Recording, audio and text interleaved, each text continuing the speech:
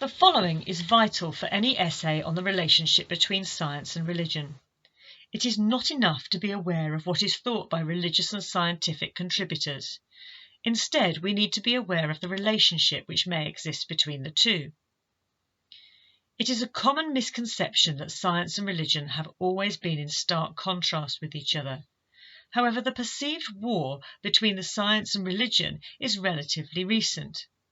Most scientists were clergymen until the 19th century. This is partly because it was the clergy that were the most highly educated, and partly because those who were interested in God's creation were very much interested in learning more about how it works.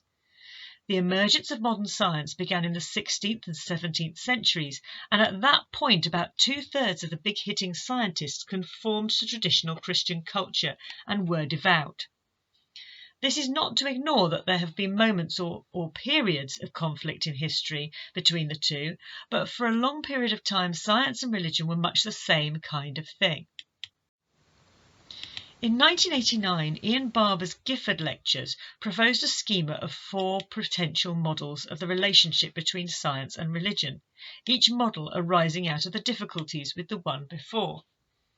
These models demonstrate that whilst there might be a conflict between the different aspects of religion and science, or at different periods in history, in fact, the conflict is not a necessary one, as some assume. This first model is a product of the confrontation between fundamentalists on both sides. There is indeed a conflict between science and religion on this level. Creationism, in the form of young Earth or old Earth variations, are in direct conflict with the fundamentalist scientism, which assumes that science has all the answers to all things and that no other answers are possible.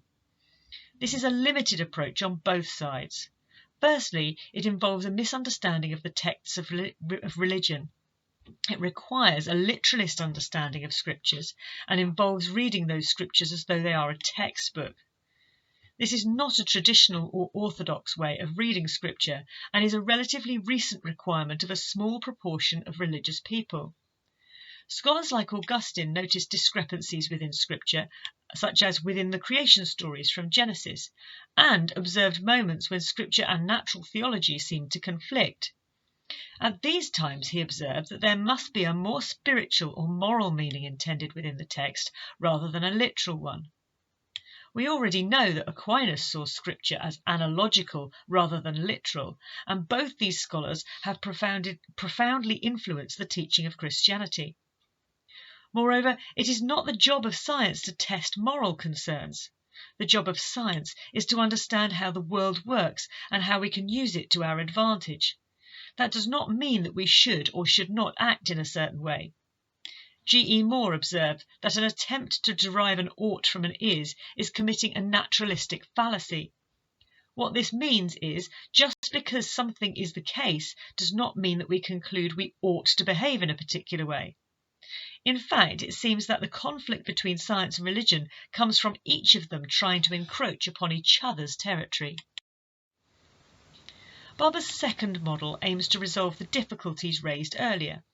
Some argue that in fact science and religion are different spheres of knowledge. Provided that they do not stray into commenting on each other's territory, then there is no need for conflict at all. Science can deal with how the universe works and religion can deal with why, its ultimate purpose or our purpose in life. Stephen Jay Gould had proposed a similar model of religion and science in which he called non-overlapping magisteria or nomas. The suggestion here is that they may coexist beside each other, but accept that they deal with very different material. The difficulty here is that some questions stray into each other's domain. For example, the religious teaching of the virgin birth and the resurrection of Christ actually encroach on the scientific domain. This is because science would argue that such events are not literally possible, yet religious people may argue that the events really happened and that they are necessary articles of faith that other beliefs rest upon. In addition, some questions are of interest to both science and religion.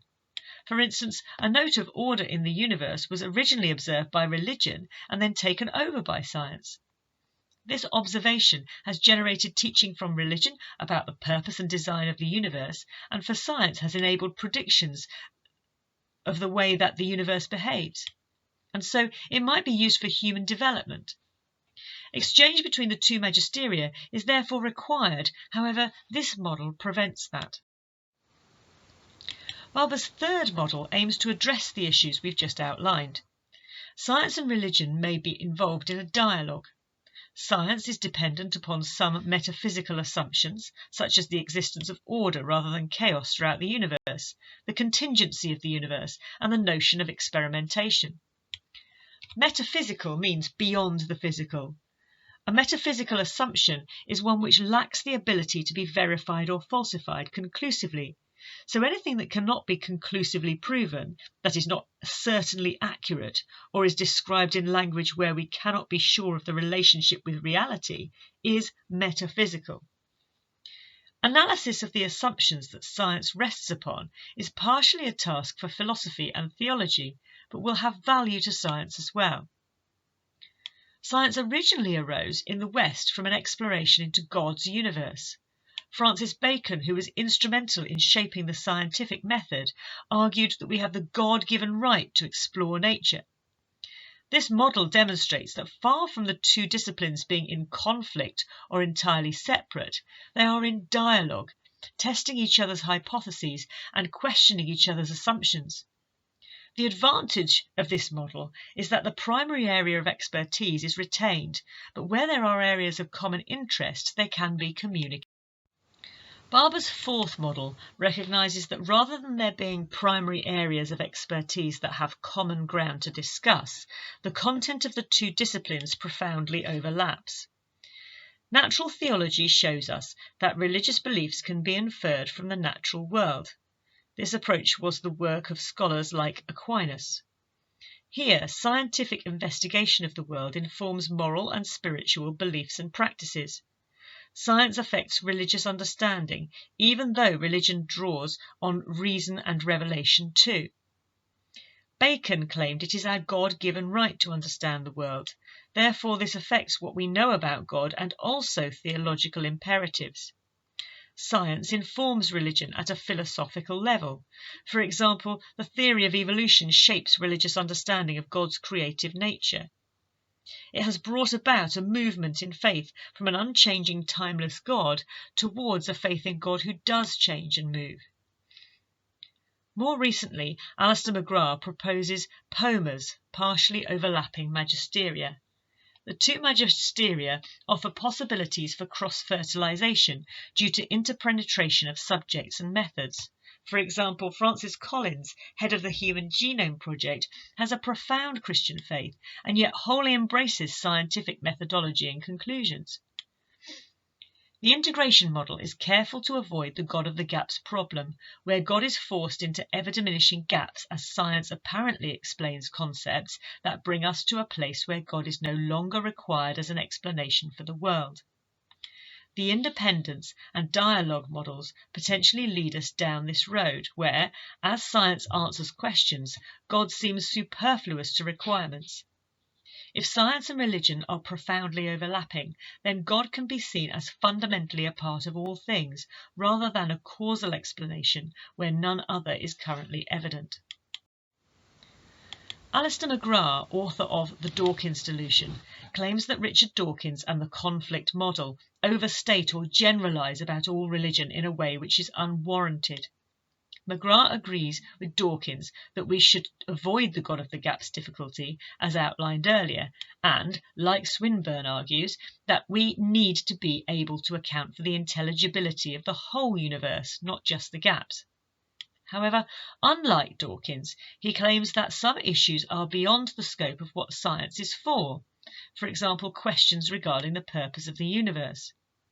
McGrath proposed the model of poma, or partially overlapping magisteria, rather than Gould's nomas. He points out that about 40% of scientists have religious faith in God, and this has not changed significantly with the progress of science over the years. Even atheist scientists seem to be atheists for reasons other than their science. Dawkins and other new atheists or proponents of scientism present arguments that are non-representative of the majority of religion or science and only include extremists. This is supremely evident in Dawkins' film The Root of All Evil, in which he only presents the most extreme or outrageous examples of religious believers in order to come to conclusions about religion as a whole. Dawkins' conclusions are unnecessary if the majority of believers are willing to embrace scientific investigation and if the significant proportions of the scientific community are open to contribution to the discussion from religion and philosophy.